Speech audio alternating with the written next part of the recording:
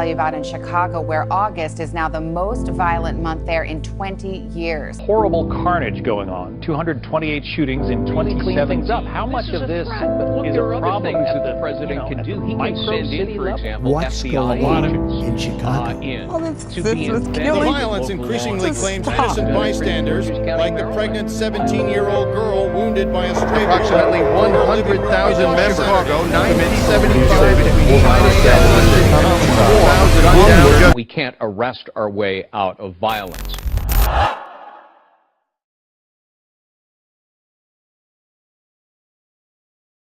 There's two sides to a story. We only get one side. And if they can throw gang-related in there, then nobody cares about it. As soon as somebody says, oh, it was gang-related, so then the conversation becomes, okay, it doesn't matter. It doesn't matter why somebody, because it's gang-related. So if the little girl got killed, or a grandmother got killed, or a pregnant woman got shot, she was with the wrong person at the wrong time because it's gang-related, which gives everybody an excuse not to care. Dual loss. On January 21st of 2017, the murder of Tremaine Henderson was committed by John Smith. And then it's the loss of another young man who's going to go to prison probably for the most of his life. The two were longtime friends, and by virtue of their friendship, their families became close as well. Hit on some of this before. It's the community. What are people going to learn from what happened to you? If this is one Chicago. After the incident, the mothers of the two young men have found themselves in the position of overcoming the grief from their losses with not hate, not resentment, about what will stop some of the violence, but love. Yes, I was just saying that, we can come together as the parents, because everybody knows Dr. Don that Elligan, clinical psychologist. Well, I'm Dr. Elligan. I'm a clinical psychologist in Chicago, Illinois. So I've been working with issues of community psychology my entire career. I'm the author of Rap Therapy, which is how you can incorporate rap and hip hop in psychotherapy. Shanae Marie, or CPS. My name is Shanae Marie, and currently I am a CPS employee at South Shore International College Prep. And Victor Woods, renowned national speaker. Hello, my name is Victor Woods. I've had a very interesting background. Went to prison and went back again. One of the things I tell people, it's not where you start, it's where you finish. Today I'm a national speaker. Now with all this training stuff of the racial stuff, as the conversation of growth beyond violence ensues. It's getting even worse because people are like, I'm black and nothing is going to happen. So either you do something on the street, you become an entrepreneur, or you do nothing. We have Shanae with us, who works in the school system. She's doing all sorts of great work trying to help children who are dealing with violence, these violent urges, victims. And then we have Victor Wood, who's a great example of someone who was rehabilitated after going through some difficult times early on in his life. So maybe, Victor, you can just tell her about some of the challenges you went through and how you came out as a better man. As I said, the conversation is a large conversation to have, because the educational system can't handle this. And on one point where you talk about the parents, it's true. But how many parents are in prison? How many people are locked up? How many mothers are addicted? In the schools, how many children are high? It's many responsibilities.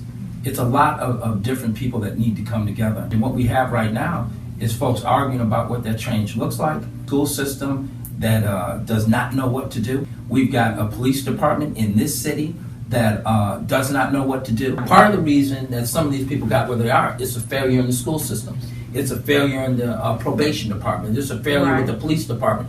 A failure with on the juvenile justice level. You start to see that these people just didn't pop up from Mars. They've been through the system several different times. People did not do their job. Most young men want to work.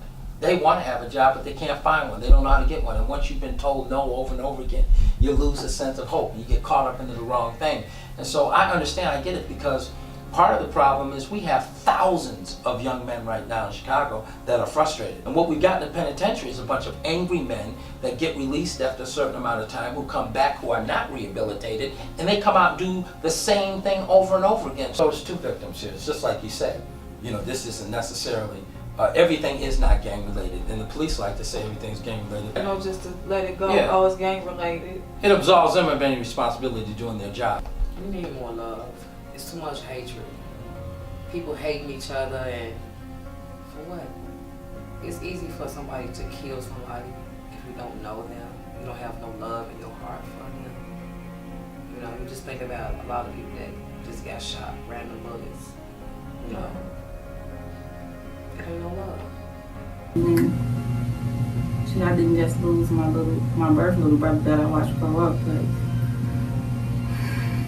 also John as well. He was like a brother to me as well.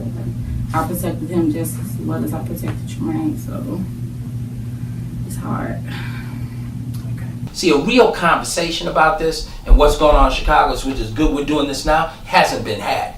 All we talk about is the victim, who got killed. That's what we talk about, who got killed, that's the end of it. Nobody ever goes back and says, what happened to the family of the person who's been accused? What happens to the person that's in jail right now, who's in prison right now? What did he have to say? How does he feel? And when we start to talk to people who are accused of committing the crime, or people who may have actually done it, then we start to understand. And when we have understanding, then we can start to do something about it. So what's been the most difficult part for you? Missing them. Yeah. Missing them and knowing that family took them. I mean, this was like my family. Like, times I could count on age and when I couldn't even count on my family. That she was there for me and we had a bond. We still do have a bond out this world. There's nothing we can do or say to change the situation. But I just want you to know I don't blame you. I know you don't. I know you don't. You know the bond we had. We're gonna get through this together. I appreciate that.